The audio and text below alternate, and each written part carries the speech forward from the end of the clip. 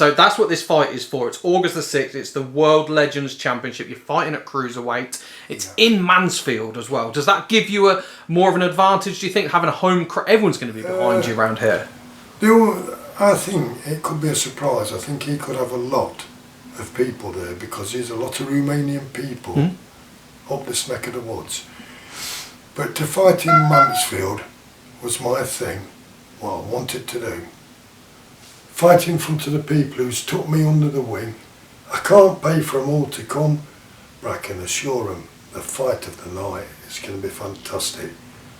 There'll be no mucking around, it will be straight in, big punches, and they'll love it. They really will love it. And Mansfield, they've always been so good to me. Big boxing community in Mansfield. A lot of love for boxing up here in Nottinghamshire. I want to go out with the biggest bang possible. I want them to remember it. Steve Ward, he brought that world title here, he won it here.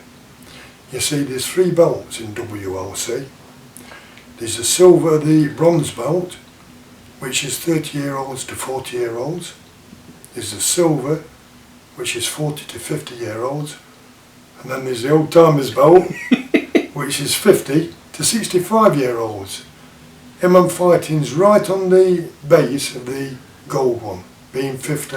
So are you, just on the other base. Yeah. But don't let age bother you, because I don't. When I get in there, I'm a young kid going for gold. And that's how it's going to be. That belt's coming in with me, no ifs and buts. I love the energy that you have, Steve. I love that. So we've now got, Steve, what you've done amateur boxing, you've done professional boxing, you've done legends boxing, a 4-time Guinness World Record holder. You're going to be a world champion, touch wood, come August. Is there anything in all of those years that you wish you had done? Is there any things that you've reached for that you've not achieved? Any regrets? Is there one thing, like when you're going to hang up the boots, is there one thing, I wish I could have done that? Yes, there is. As amateur, I had 148 fights. Wow. I lost 12, I won 136, I had 72 stoppages. Professional, I didn't have a good career really as pro. I had about 60 fights, I won maybe half of them, something like that. Reason being, I lost my push power. My father died. And with him, I didn't realise just how much I counted on him. I was turning up for fights, and this isn't me. I was turning up for fights, I'd not even looked at a gym, let alone being in one. I was being a fool to myself, fool to people who believed in me. If I could turn anything round, it would be that part again. Because after that, I went bare knuckle, I went round the world twice, I had 41, I won 41. Then I come back, a young man who I've got a lot of admiration for, a guy called John Ashton, was a boxer himself, fought for the European Championships and so forth, fought for the English, real nice guy as well.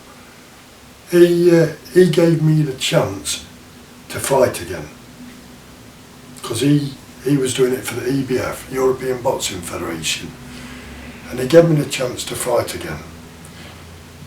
He was worried because at that age I was 54, I'd just undergone a serious operation on my foot. I had to go to Hong Kong to get it done. Yeah, the Harley Street people said I'd never walk correctly again. How wrong they were. Because I had that fight on John's show, I won it, I went on to win the title, cruiserweight title, everything went well. And now, this is going to be the icing on the cake. I mean, no mistake of this. I'm coming out, and I'm coming out to win. I think you're going to have your father on your shoulder as well, to be fair. I think he'll be there with you. I've got all I need. I've got my dad on one shoulder and my wife on the other. My wife Lucy, dare I ask who was more formidable? Yeah.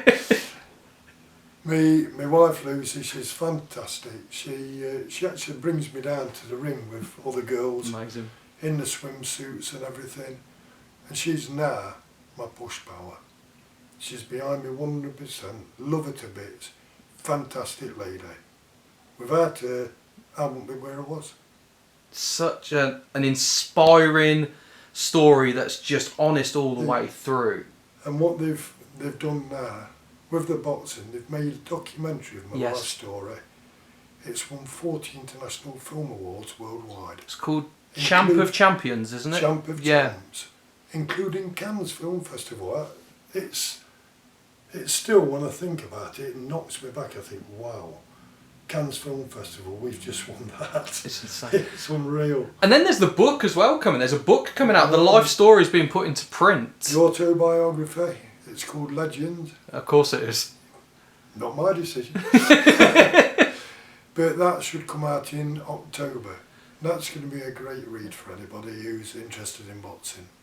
What was that book like writing it? What was it for you to... Because obviously it's not just going to be about boxing, it's about the whole life story. The whole life story. It's still being wrote. Wow. It's still in writing. And I've got 64 years to put in, I guess, haven't I? It's a lot to condense. You've packed a lot in them as well, to be fair. Yeah. But John Brindley, he's the writer.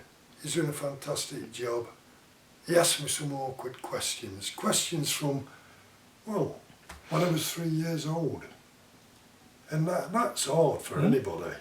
Do you know what you were doing this day 3 years ago? Absolutely not. No, neither did I.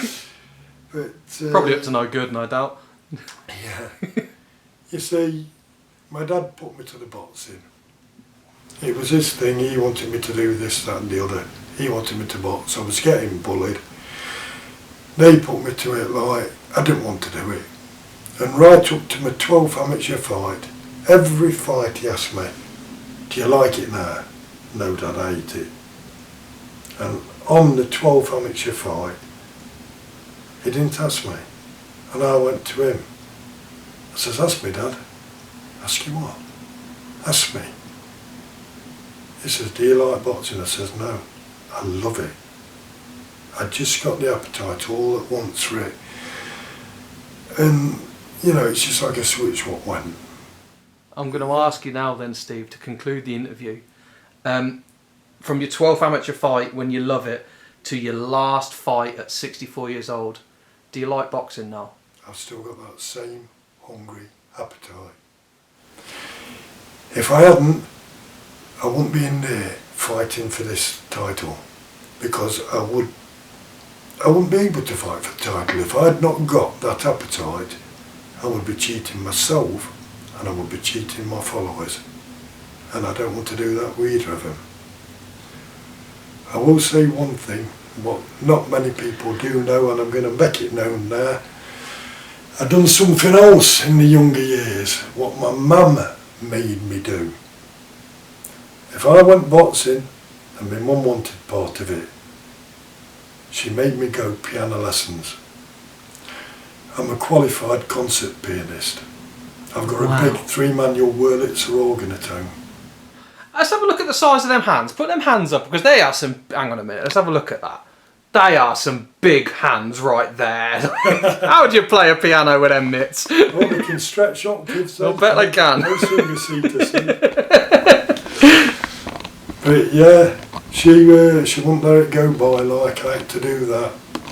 Wow. So my life had panned out for me because I were having to go 3 times a week to the boxing, the Knott School of Boxing, which was run by Arthur Mason and Harold Bamford. Now, the new Knott School of Boxing, it's run by a very close friend of mine, Marcellus Baz, fantastic guy. Because I was doing that, she had to have what she wanted. Always respect your mother. Oh God, they cook your dinners. Do right. I'll kill it round here as well if you've done. Yeah. Same now with a wife. If I'm going to have a fallout with a wife, the first thing I do is make sure that chip shop's open. it's called being sensible. See the voice of experience there, Steve. Just a bit. Ladies and gentlemen, that concludes the interview. We've got like 7 seconds left. Steve Ward, thank you so much and good luck with your fight, sir. Thank you.